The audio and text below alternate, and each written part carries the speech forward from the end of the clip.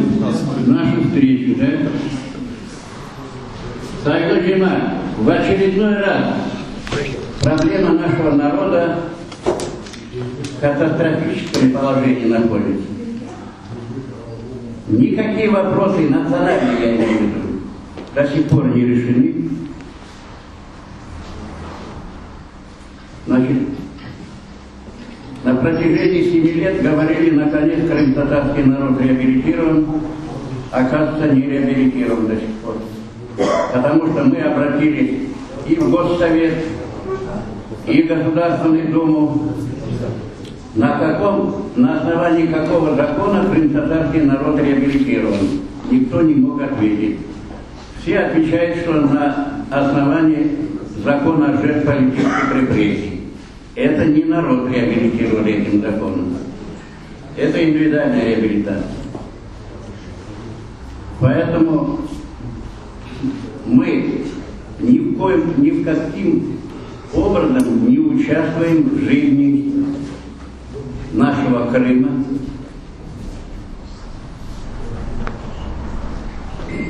Нас нету ни в Государственной Думе, ни в Совете Федерации, ни в Госсовете.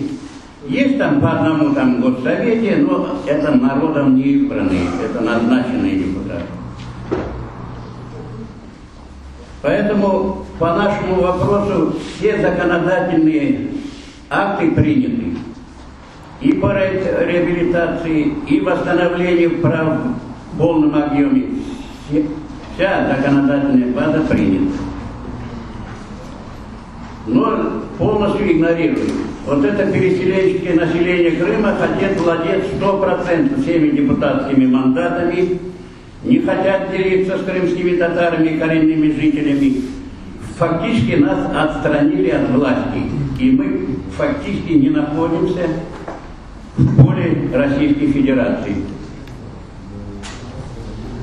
Поэтому вот мы решили собраться всех патриотов крымтатарского народа, всех, кто болеет за наши вопросы, значит, чтобы поделиться с вами, что нам делать, как дальше идти. Мы пишем регулярно органам власти.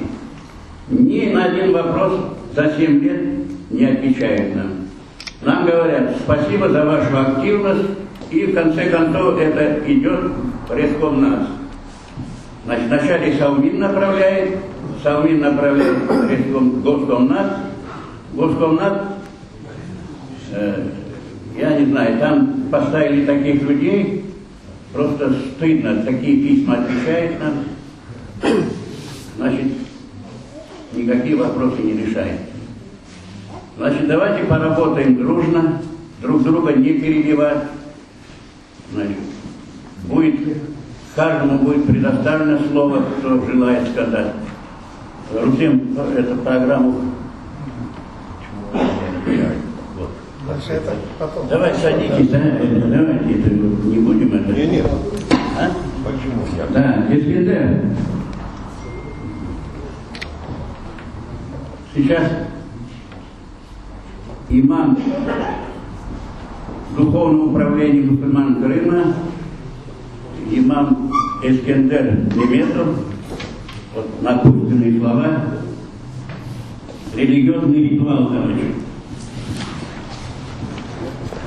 أعوذ بالله من الشيطان الرجيم بسم الله الرحمن الرحيم الحمد لله والصلاة والسلام على رسول الله وعلى آله وصحبه أجمعين. Saygılı benim milletim, benim analarım, benim cemaatim. Gerçekten de biz bir Müslüman olup şunu anlayabiliriz ve biliriz. Cemaat için çalışkan, o cemaati için yürgen, tırışkan adamlar hem bu dünyada özleri için sevap kazanan hem de Allah Teala yanında büyük sevap kazanalım.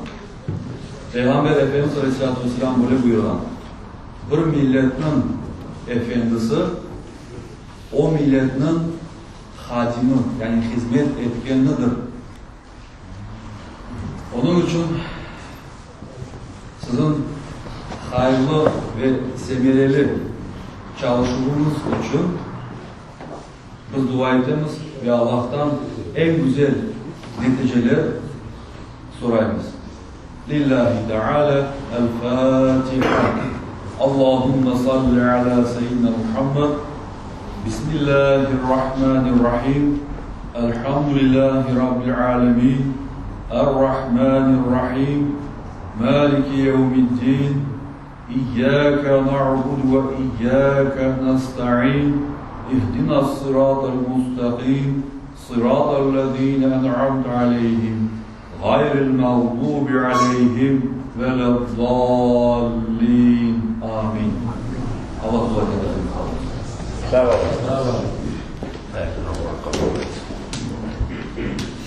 Assalamu alaikum, мусафирлер. Я вкратце о регламенте работы скажу. Значит, сейчас планируется у нас 4 доклада. После, я прошу прощения, 5 докладов пока. После у нас будет небольшой перерыв. Здесь вот, пожалуйста, каве, чай, печеное, так что перекусить. И через полчаса потом продолжим работу. Еще там остаются доклады. Будет несколько докладов, а потом в порядке обсуждения по 3-5 минут, кто есть желающие высказаться, обсудить то, что будет говориться в докладах. Можно будет, чтобы не с места не кричать, есть на столе регистрации, можно взять листочки, написать имя и передать сюда. И мы будем тогда объявлять, кто будет выходить из доклада. И просьба еще раз выключить, перевести в режим, беззвучный режим мобильные телефоны, чтобы не мешать выступающим. Сейчас хочу предоставить слово участнику, одному из старейших участников национального движения крымских татар, координатору Гамиру Агабаеву.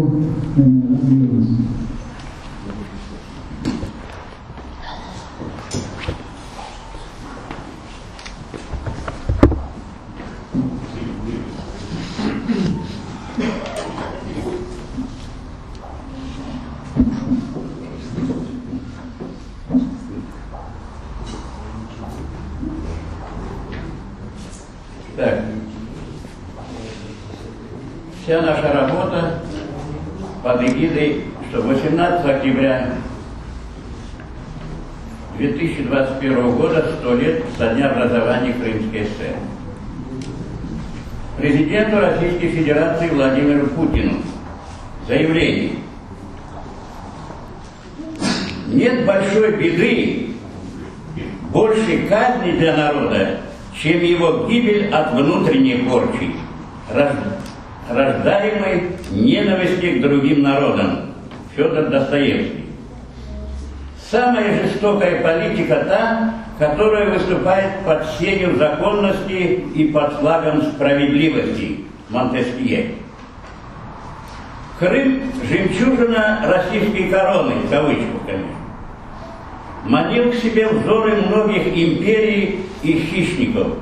Курорт и фешенабельный вертеп для элиты, плацдарм для дальнейшей экспансии, трибуна для проповеди межнациональной розни и ненависти, расизма и насилия.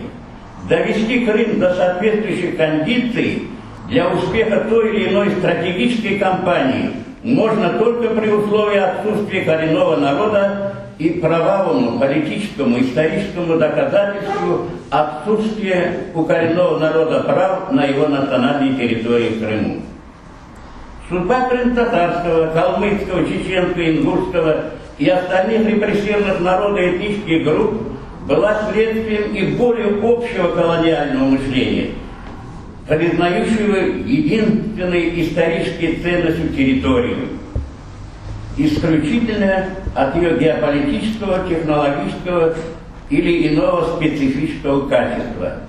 Однако любая территория представляет собой неизмеримо большую ценность, чем представление об этом, рожденное в соответствующих штабах деструктивных сил. Но цена эта все же столь высока, что защитники преступлений, начатого с 1944 года в Крыму, готовы на любые затраты, парализующие восстановление национальной целостности и равноправия крымтатарского народа. В итоге полувековой борьбы крымтатарского народа в обществе и в эшелонах власти сложилось понимание неизбежности отказа от целей и задач преступления 1944 года. Это понимание заложено в Декларации по репрессированным народам от 14 ноября 1989 года и постановление о выводах и предложениях Комиссии Совета национальности Верховного Совета СССр по проблемам крымтатарского народа, созданный по поручению Первого съезда народных депутатов СССР, состоявший из 2250 народных депутатов, избранных в следующем порядке. Я здесь хочу подчеркнуть, насколько легитимно был принят вот это постановление по проблемам крымтатарского народа. Значит, это 2250 народных депутатов, избираемых в следующем порядке. 750 депутатов от территориальных округов, 750 депутатов национально-территориальных избирательных округов и 750 депутатов от общественных организаций. Постановление одобрено и принято высшим законодательным органом Верховным Советом СССР на пленарном заседании 28 ноября 1989 года. А это 542 народных депутатов, в том числе депутатов от Совета Союза 271 народных депутатов, куда входят избранные депутаты из всех 15 союзных республик и областей Российской Федерации. От Совета национальности также 271 народных депутатов, в том числе избранных от всех 15 союзных республик, от 20 автономных республик СССР, от 8 автономных областей СССР и 10 от национальных автономных округов. Итого тоже 271 народных депутатов. То есть, данное постановление Верховного Совета СССР о выводах и предложениях комиссии по проблемам крымтатарского народа приняты всеми республиками, всеми народами и гражданами СССР. Народы и граждане Российской Федерации, составлявшие в этих депутатских формированиях большинство, проголосовали все единогласно за восстановление национальной целостности и государственности крымтатарского народа Крымской ССР. Национальное движение крым-татар в течение 45 лет, представлявшее интересы народа, впервые приняло непосредственное участие в разработке и принятии этого нормативно-правового акта. Он сводится к ряду простых и ясных формул. Восстановление статуса Крыма и крым-татарского народа до преступного насильственного выселения 18 мая 1944 года. Восстановление национальной целостности, равноправия, государственное возвращение народа в рамках и посредством восстановления национальной государственности крым-татар Крымской АССР. Удар по всему комплексу этих мер осуществляет преемники сталинской стратегии. Переселенцы в Крыму до начала государственного возвращения репрессированного крым-татарского народа узурпировали всю власть в Крыму, украли нашу победу в Верховном Совете СССР и 20 января 1991 года провели незаконный референдум о статусе Крыма с вопросами «Вы за воссоздание Крымской ССР как субъекта Союза СССР и участника союзного договора», не имея никаких полномочий.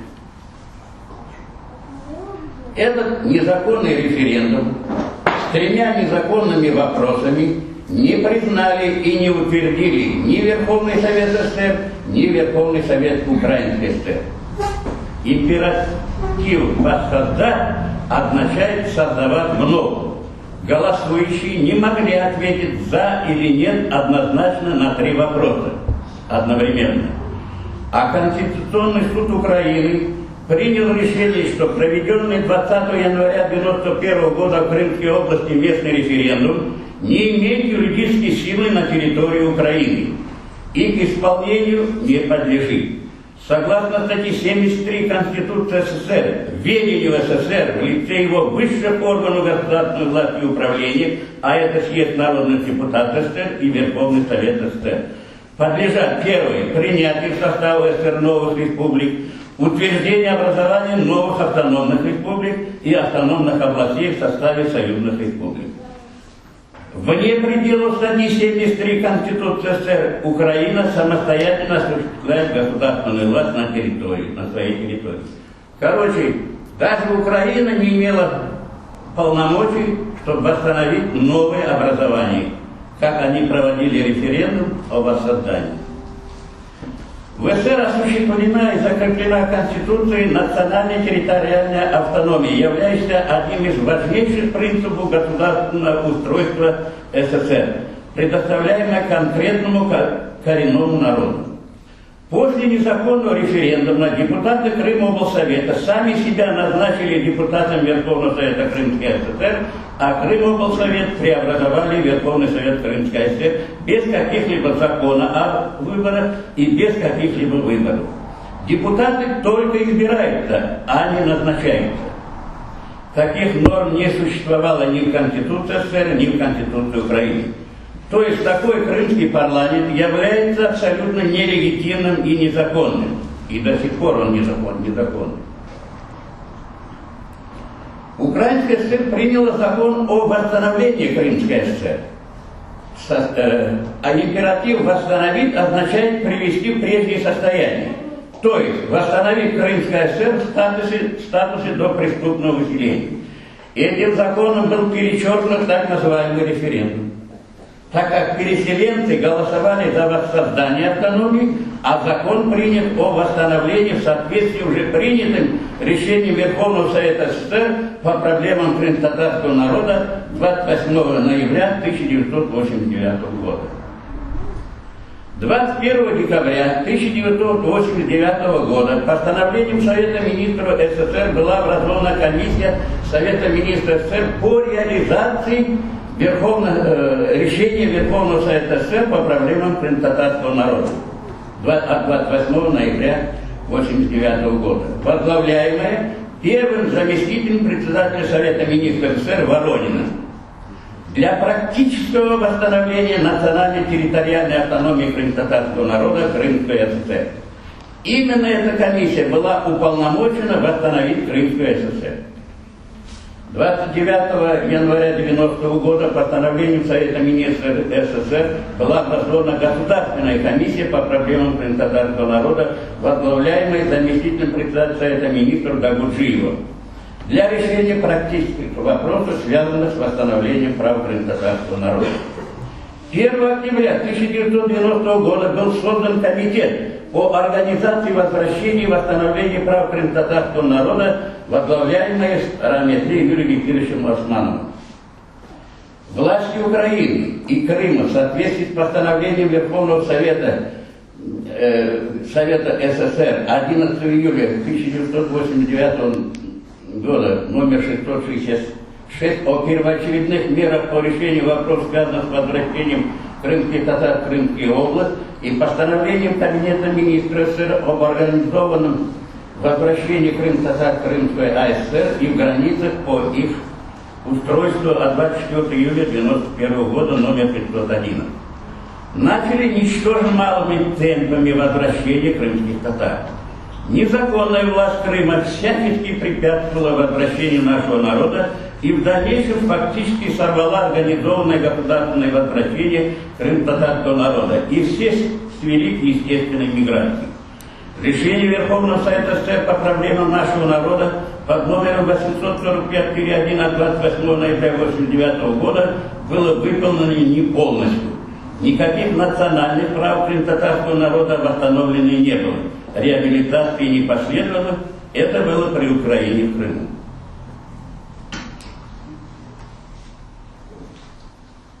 Российская Федерация в марте 2014 года распространила свою юрисдикцию на Крым.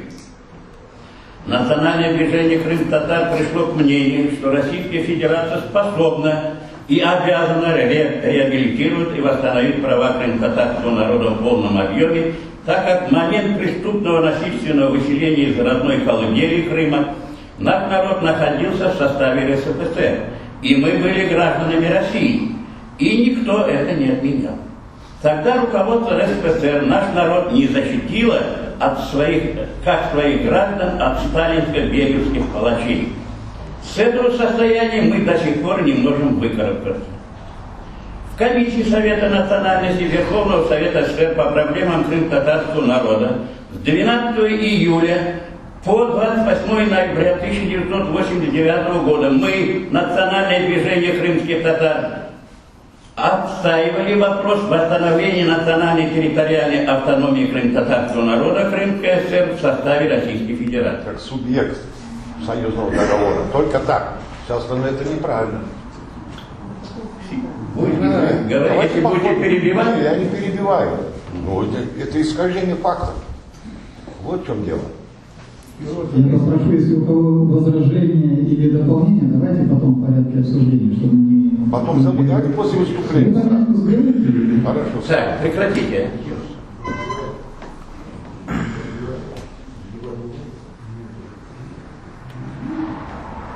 Так как от нашего народа у нас других полномочий не было, потому что все миллионные индивидуальные коллективные письма мы обращали, как выселяли, так и возвратить, и восстановить, как все было, значит, в составе Российской Федерации.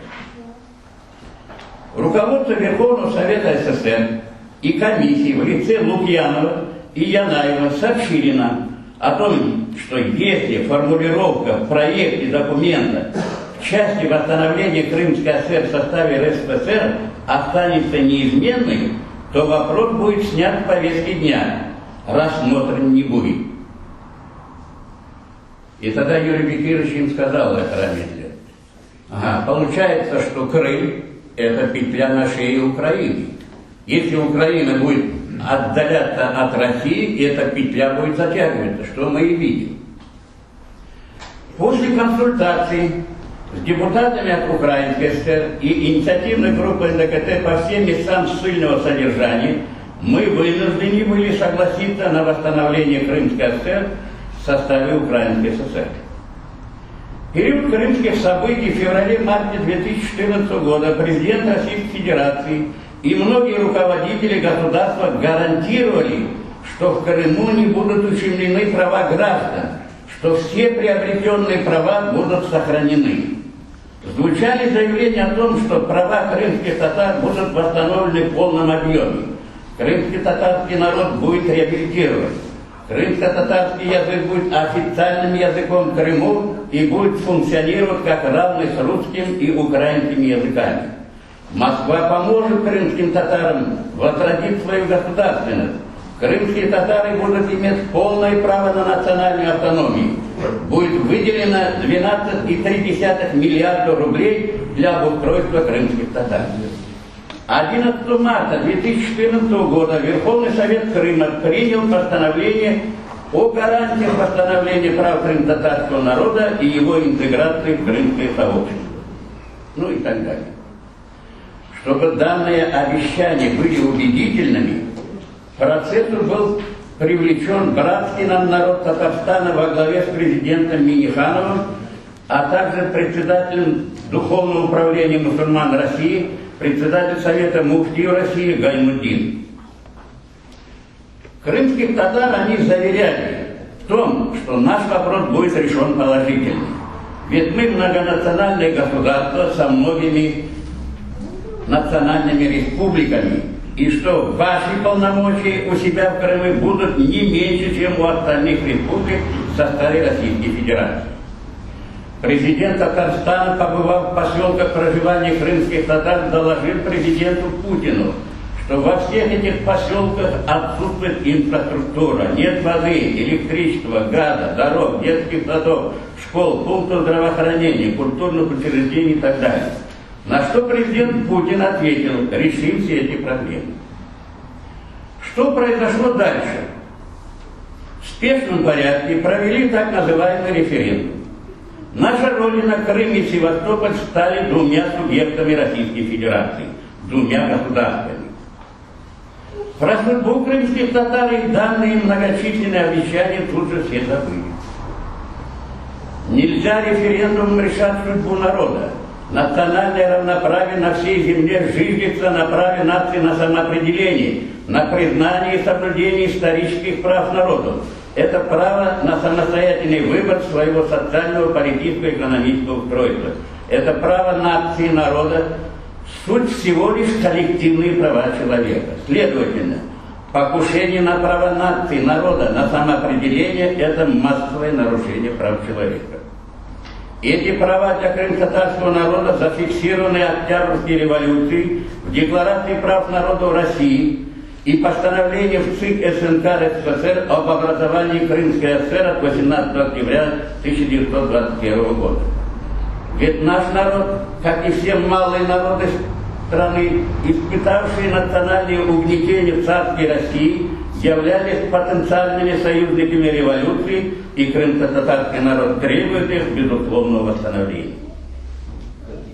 Большой друг, в кавычках, Иосиф, первый заместитель председателя Верховного Совета Крыма, цинично сообщил нам, что постановление о гарантиях восстановления прав крымско-татарского народа и 20% квоту мы обещали не вам, а Меджлису до референдума в рамках закона Украины.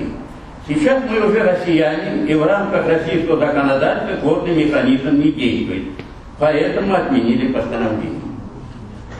Таким же образом, по всей видимости, может быть, вмешались какие-то деструктивные силы, отменили все вышеуказанные обещания президента Путина, председателя Совета Федерации Матвиенко, председателя Государственной Думы Нарышкина и других.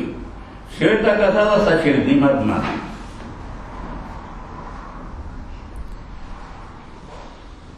Зачем же надо было подставлять Татарстан и его президента, а также муфтия Российской Федерации? Теперь, как любил говорить Николай Багров, возглавлявший парламент Крыма и совершивший антиконституционный переворот в Крыму в 1991 году, и без татар обойдемся. Равноправие трех государственных языков в Крыму является фикцией. Когда разрушено и не гарантируется восстановление национальной целостности, равноправия и государственности крымско-татарского народа. Декларирование равноправия языков является обманом, так как все народы в республиках, кроме крымских татар, имеют в Российской Федерации компактное ядро наций, достаточно мощное для естественного и непрерывного воспроизводства языка, культуры, традиций и так далее.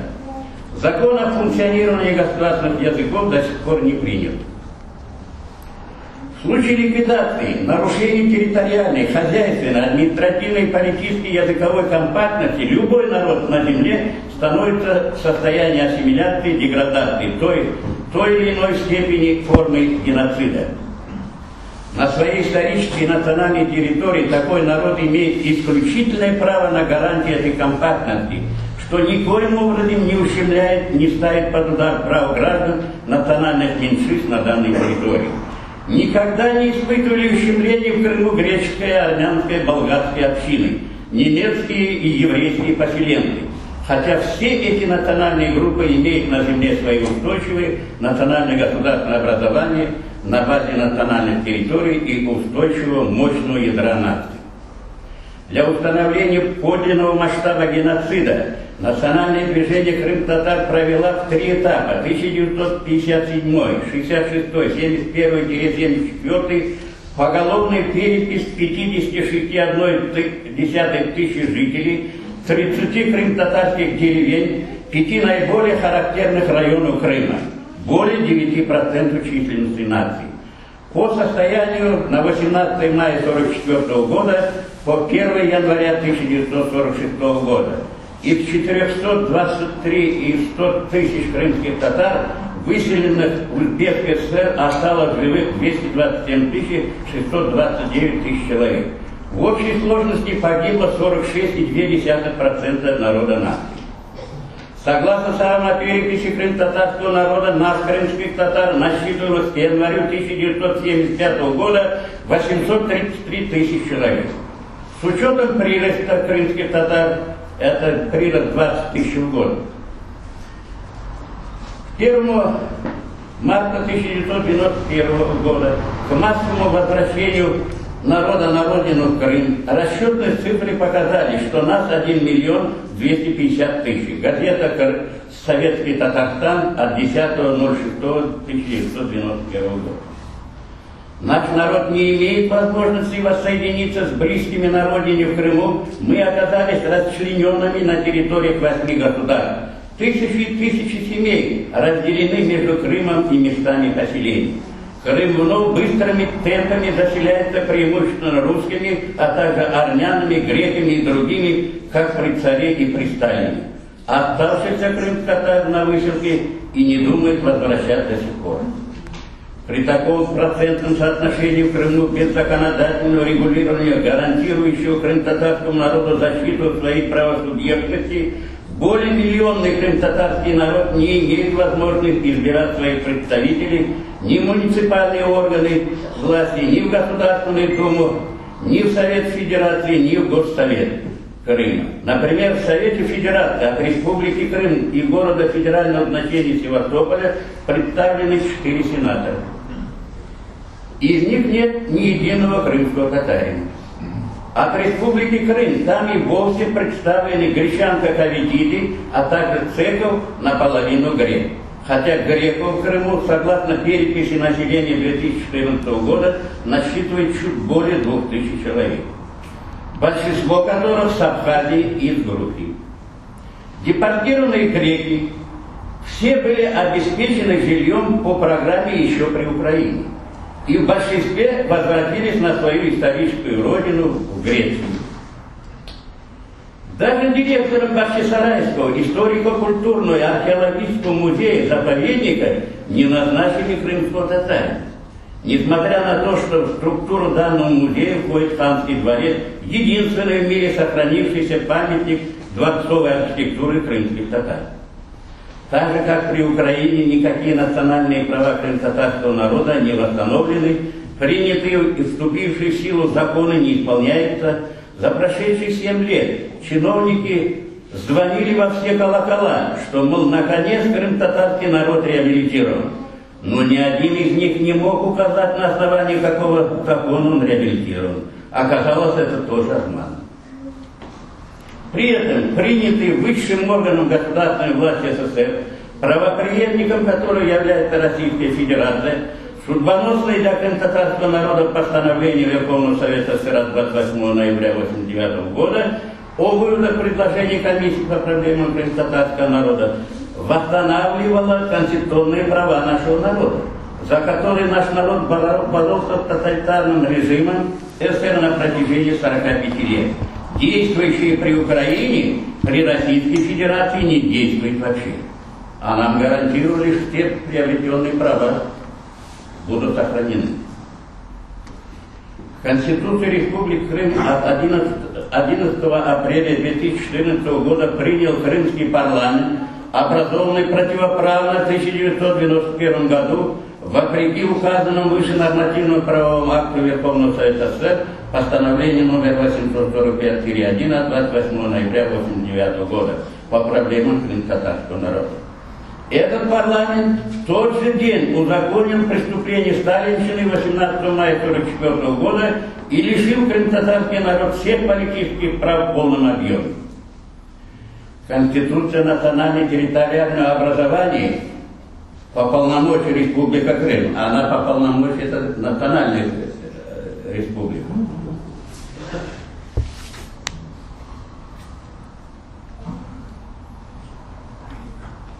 Конституция, не признающая права крым-татарского народа на восстановление национальной целостности и равноправия государственности, противоречит курсу закона РСФСР о реабилитации репрессированных народов от 26 апреля 1991 года и решении Верховного Совета СССР по проблемам крым-татарского народа. Фиктивная конституция, когда закон и действительность расходятся. Владимир Ленин. фактически создали своего рода дублирующую национальную государственность русского народа, субъект на территории крымско-татарского народа.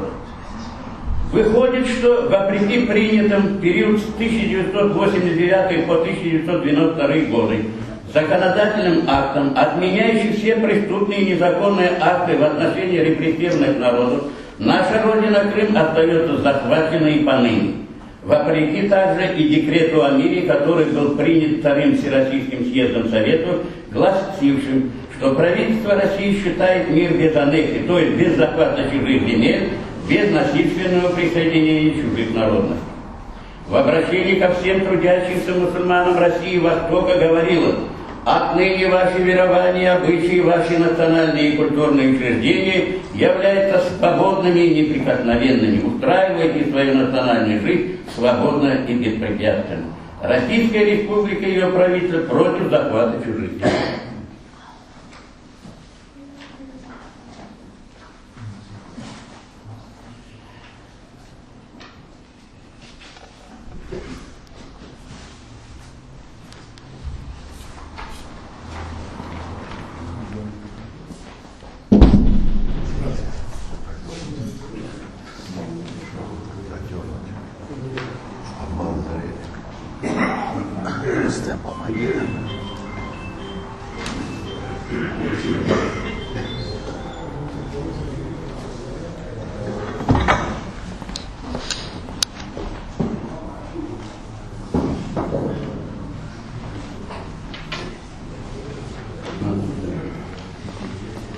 Революционная власть большевиков отказалась от правопреемства Российской империи, объявив, что строит новое государство рабочих и крестьян, объединившихся в добровольный союз.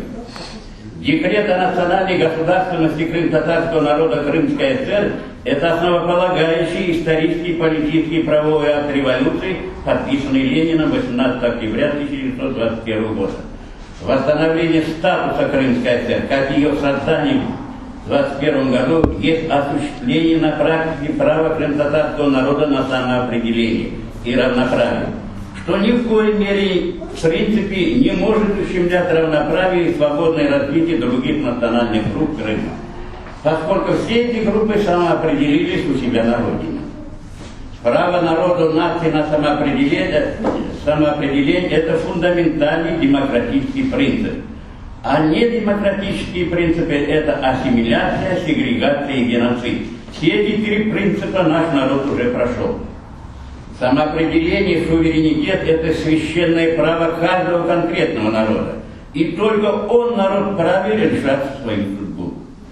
Послание президента Российской Федерации 24 декабря 1991 года генеральному секретарю ООН говорится, что Российская Федерация в полной мере сохраняет ответственность за все и права обязательства СССР.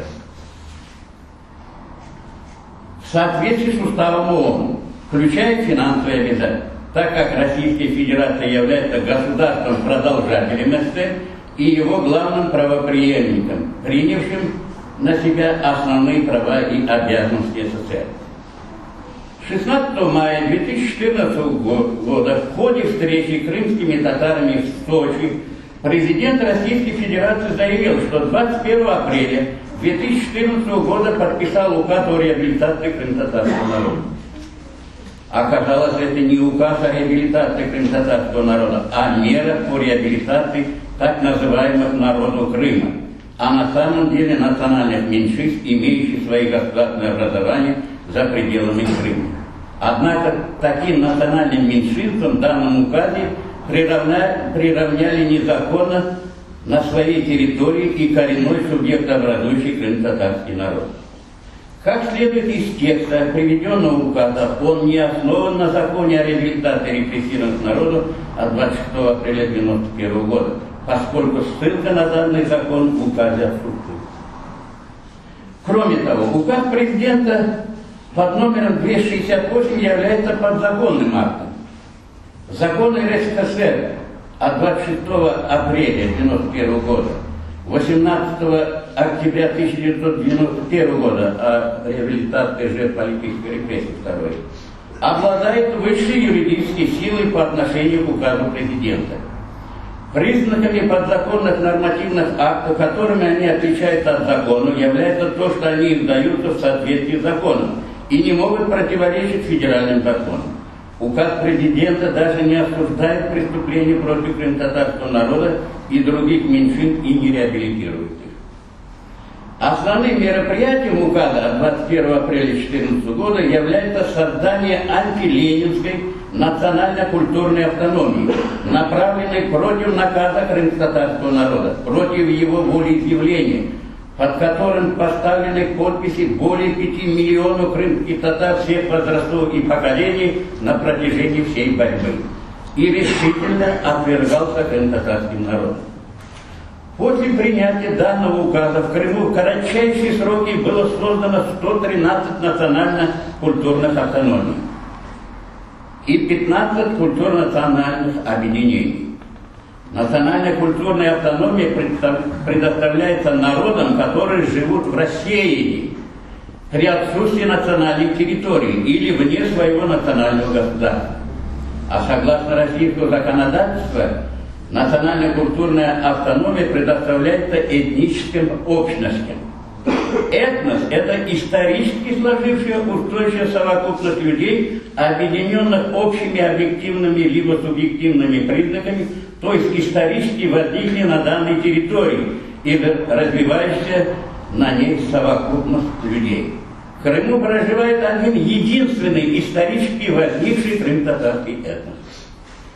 18 мая 1944 года, после поголовного насильственного выселения крымтатарского народа и далее всех национальных меньшин в Крыму, осталось 270 тысяч русских. За казенный счет заселили 2,5 миллиона переселенцев только из России. И только русских. Лишь после 1954 года переселенцев с Украины украинцев. Этнические группы греков и армян были поголовно выселены из Крыма еще в 1778 году Суворовым, Потемкиным и Екатериной II. Откуда в Крыму появились более 175 народов и 15 этнических общностей. Остается только догадываться, что все эти комбинации народами, историческими этническими общностями, национально-культурными автономиями и многонациональностью в Крыму направлены против восстановления прав крымтатарского народа и чтобы обосновать ликвидацию государственности крымтатарского народа Крымская ССР образца 1921 года. Обосновать недопущение восстановления национальной территориальной автономии крымтатарского народа. В свою очередь, 175 и более так называемых народов Крыма насчитывают по несколько тысяч, сотен, десятков или несколько единиц представителей. Крым – естественно изолированный уголок земли, на котором такая общность крымтатарский народ нации складывалась с древнейших времен, на многокомпактной основе, с многодиалектным, но единым языком общности исторической судьбы, единым хозяйственным механизмом, единой долговременной многовековой государственности. В этом государстве была столица, центральная власть, единый литературный язык. Горная, менее уязвимая часть этого естественного вместилища наиболее древних корней нации. И вместе с тем степи это ее жительница. Наиболее древние корни тавры автохтоны, то есть ниоткуда не пришедшее население. Да, в Крым приходило много волн людского моря. Скифы, сарматы, готы, генуэзцы, татаро-монголы и так далее. Но никогда не приходили туда крымские татары. И одновременно выселяли из Крыма крымских татар, но никогда оттуда не исходили ни генуэзцы, ни монголы, ни готы, ни другие. Да, оттуда выселяли, скажем, несколько тысяч греков и армян, но ведь они греками и армянами стали не в Крыму. И формирование украинской и русской нации происходило не в Крыму. В Крым они пришли уже будучи именно украинцами и русскими. Так что Крым – это национальная родина именно крымских татар и никакого иного.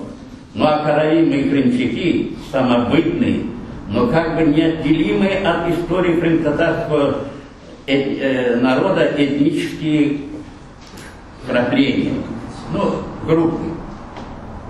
Именно разгром крым-татарского народа в 1944 году роковым образом ударило и по ним. Высказывание о недопустимости преимущества какой-либо нации узаконивается, консервируется сильный статус крым-татарского народа.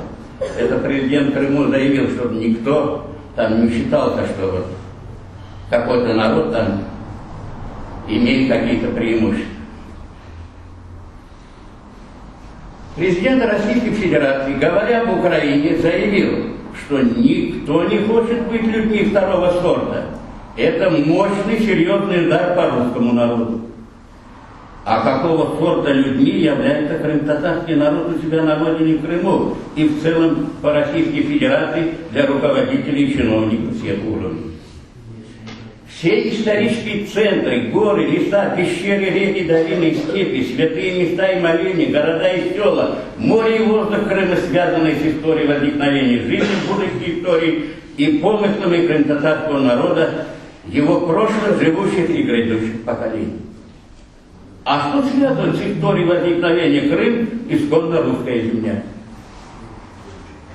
Кроме походов против крымского ханства за выход к Черному морю, опустошительные походы русского графа Миниха в 1736 году, фельдмаршала Ласси в 1737 году, князя Долгорукова в 1771 году, Суворова и Потемкина и других на города и деревни, превратившие Крым в кучу развалин. Десятки тысяч людей погибли, сотни тысяч искали спасения в Турции, бежали в Добруджу, Румелию и Анатолию. Нынешняя власть в Крыму этим карателям ставит памятники и монументы. Для чего? Напоминание о чем?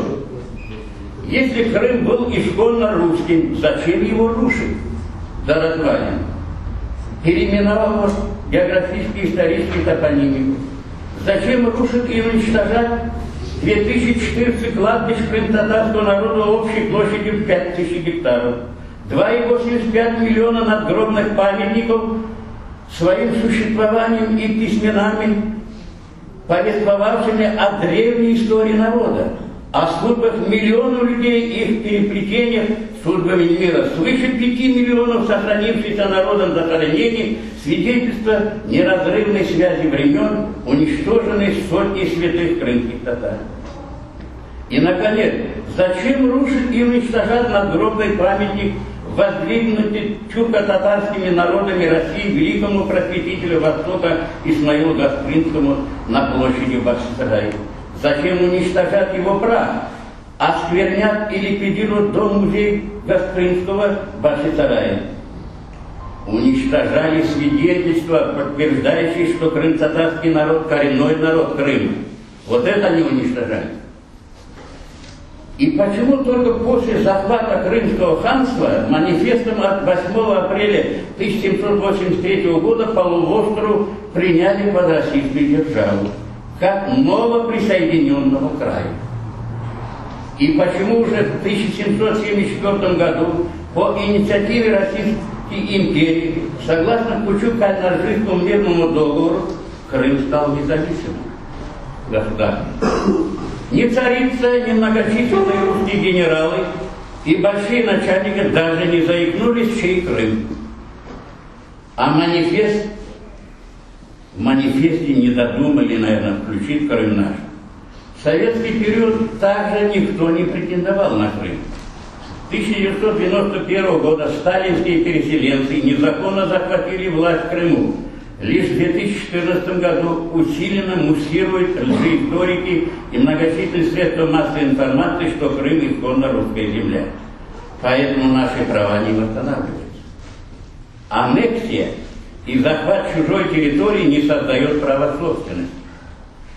Крым – это месторождение и национальной территории крым-татарского народа. У нас на протяжении многих веков было мощнейшее государство в Европе – Крымское ханство. До преступного насильственного выселения у нас была национальная территориальная автономия крым-татарского народа, Крымская АССР, ставшая 99 лет назад соучредителем Великой Державы СССР путем подписания в составе делегата от РСФСР союзный договор. которая должна быть восстановлена законом РСФСР о реабилитации репрессированных народов.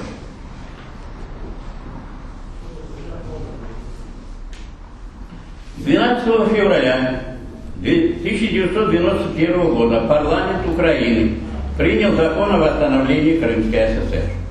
Парламент СССР отменяет все преступные акты, санкционировавшие насильственное выселение, ссыльный режим геноцида. Таким образом, сложилась возможность для восстановления национально-государственного образования Крымской ССР и конкретного правового механизма формирования структур власти, ликвидированных с момента насильственного преступного выселения крымтатарского народа из Крыма в 1944 году и обеспечивавших национальную целостность и возрождение крымтатарского народа.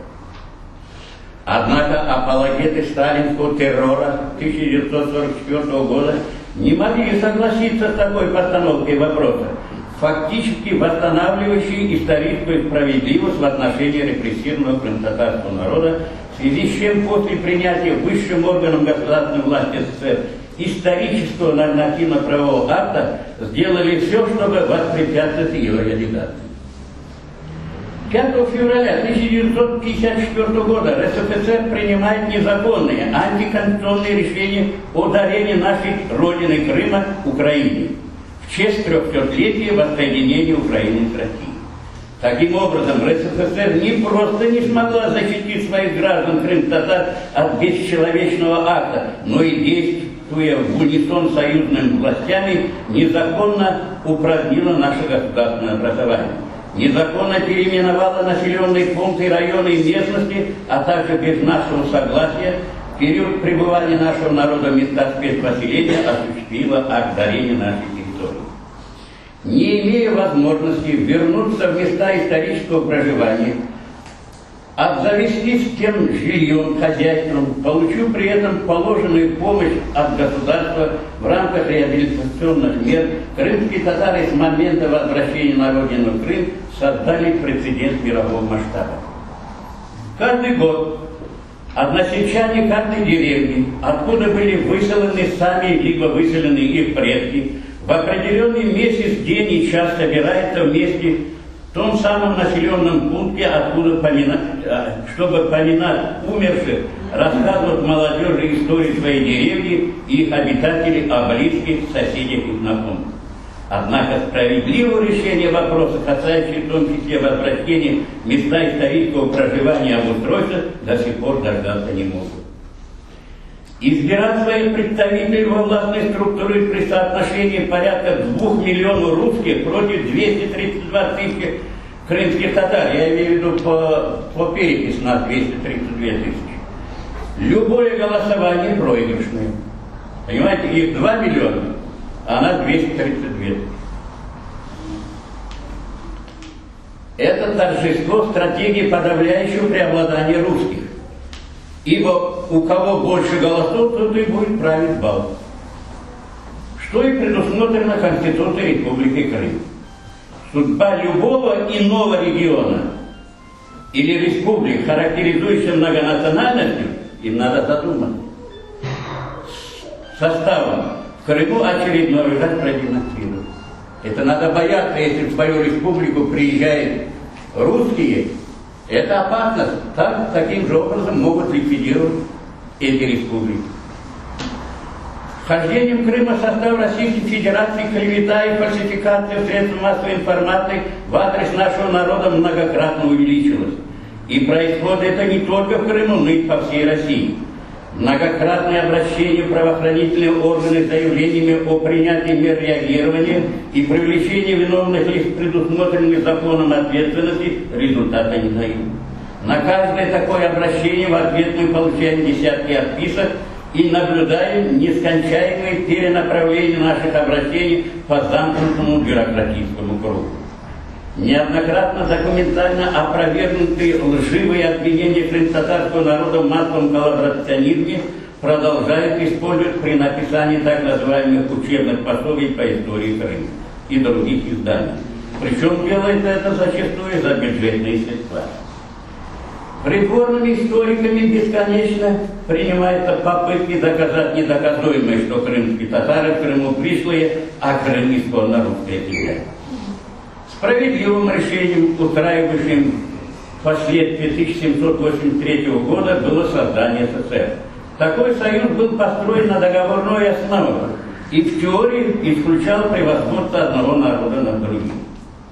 Крым-татарскому народу непонятно отношение государства к себе, в то время как все репрессированные народы Российской Федерации воспользовались законом РСФСР о реабилитации репрессированных народов в отношении крым-татарского народа. Не выполнена ни одна статья данного закона. Не говорили, то говорили, что Крым под юрисдикцией Украины, а с марта 2014 года мы в составе Российской Федерации. Что теперь не устраивает власть имущих? Кто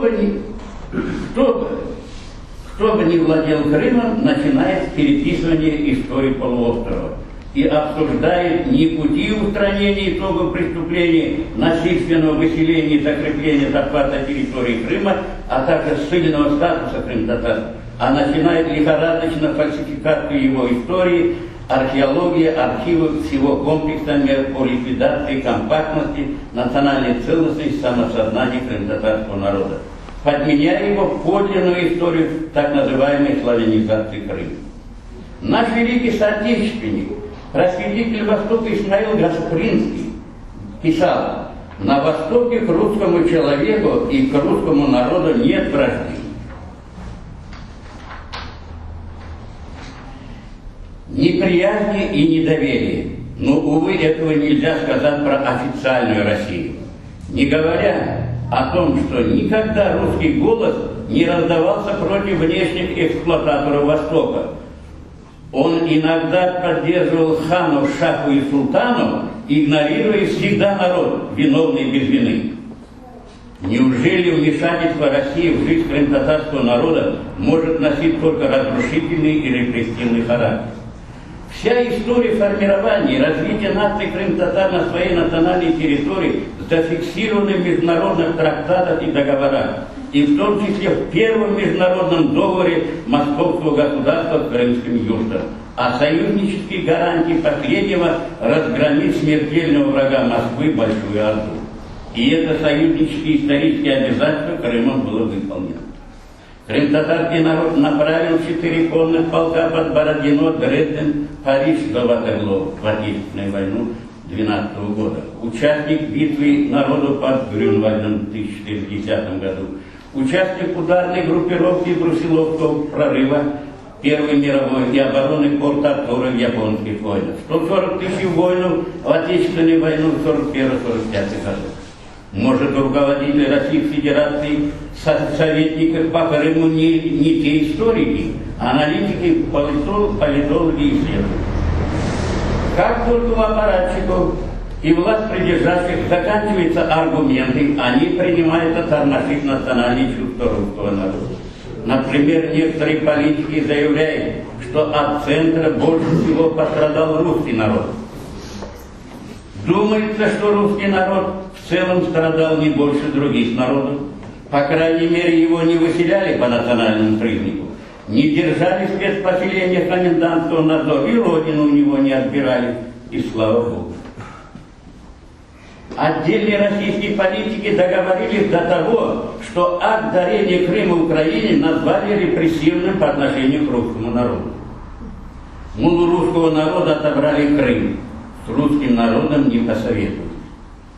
В течение этих 7 лет нахождения в составе Российской Федерации на наших письме и обращениях мы от властей не получили ни одного ответа по существу на поставленный вопрос.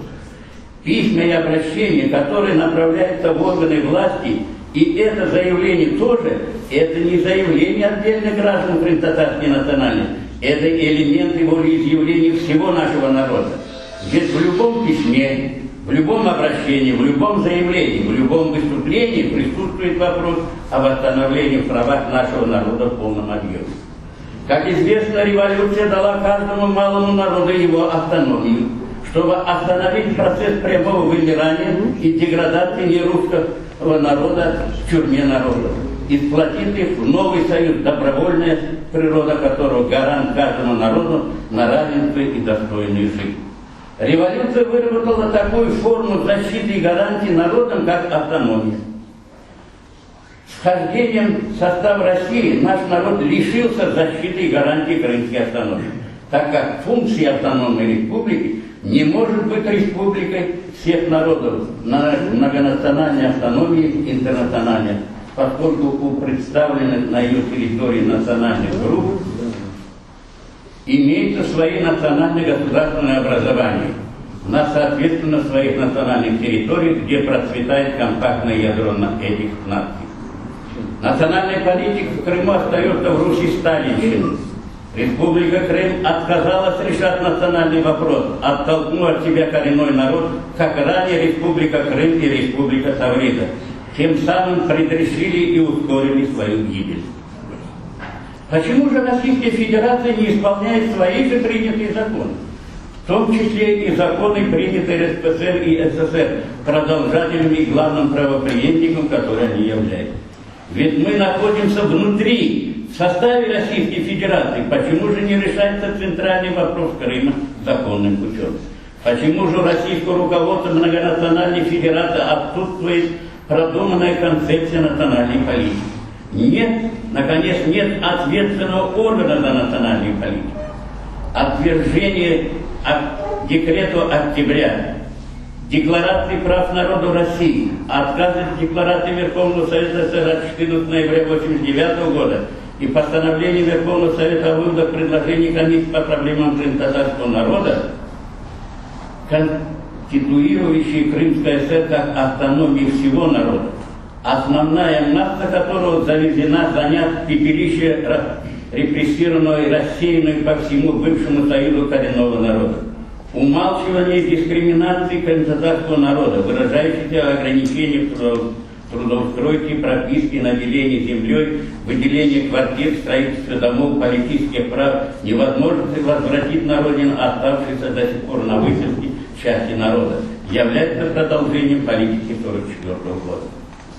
Если бы каждая единица союза была в автономии всех народов, то сама идея автономии, само понятие народ превратилось бы в пародию и бессмыслие. Нынешняя власть Российской Федерации не желает восстанавливать права крымтатарского народа, приобретенных при революционной власти Ленина, демократии Ельцина и Горбачева. Лишь регулярно ликвидирует, отбирает и сужает права, данные предшественниками. Даже Александр III, Путину он является, он его любит очень. Даже Александр III, когда его побуждали ограничить права Финляндии, на это не пошел. Мне финляндская конституция не по душе. Я не допущу ее дальнейшего развития, но то, что дано Финляндии моими предками, для меня так же обязательно, как если бы это я сам был. На основании вышеизложенного в очередной раз обращаемся к руководству Российской Федерации. Мы обращаемся именно и только к руководству Российской Федерации, так как, несмотря на создавшуюся ситуацию, продолжаем верить президенту Путину, так как он неоднократно заявлял о восстановлении всех прав крымтатарского народа в полном объеме. А этими обращениями стараемся оказать посильную помощь правдивой информации с требованием о полном и безоговорочном восстановлении прав репрессированного крымтатарского народа в соответствии с принятыми законодательными и нормативно-правовыми актами с 1989 по 1992 год РСФСР, Украинской ССР и СССР и заявлениями президента Путина и других руководителей высшей эшелона власти.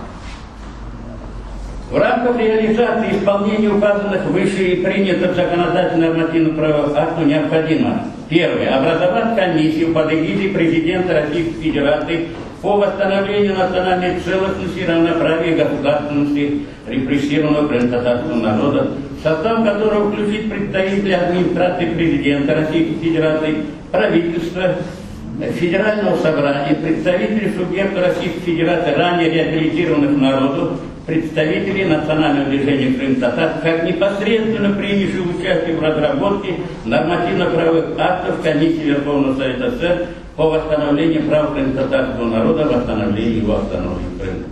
Второе. Восстановить Конституцию Крымской ССР, функционировавшей до преступного выселения 18 мая 1944 года с учетом реалий сегодняшнего дня. Отменить клеветнические обвинения в измене Родины и предательстве, так как это послужило поводом незаконного выселения. Четвертое. Заключить новый договор между Российской Федерацией и Крымом о вхождении в состав Российской Федерации с учетом положений, закрепленных указанных выше законодательных и нормативно-правовых актов. Пятое. На основании статьи 13 Закона РСФСР о реабилитации репрессированных народов разработать и принять федеральный закон о реабилитации репрессированного крым-татарского народа, содержание которого в части восстановления прав крым-татарского народа не может противоречить указанным выше законодательным и нормативно-правовым актам, не может сужать приобретенные права крым-татарского народа со дня добровольного вхождения крым-татарского народа 18 октября 1921 года в состав РСФСР Российской Федерации. Всеобщая встреча представителей призывает нынешнюю власть Российской Федерации отказаться от старых представлений и стратегических устремлений в отношении Крыма и крым-татарского народа. Без восстановления национальной целостности, исторического правонаследия, равноправия нашего народа, нелегитимность в Крыму любого варианта его юрисдикции будет продолжаться. Восстановление прав крым-татарского народа в полном объеме, как субъекта Российской Федерации, не позволит мировому сообществу в дальнейшем спекулировать в вопросе юрисдикции Крыма, а значит сделает бессмысленным и необоснованным применение санкций, позволит восстановить добрососедские отношения между Россией и Украиной, восстановит международный авторитет Российской Федерации, создаст благоприятную почву для международных инвестиций и развития государства в целом и Крыма в частности. Доклад окончен. Вопрос можно?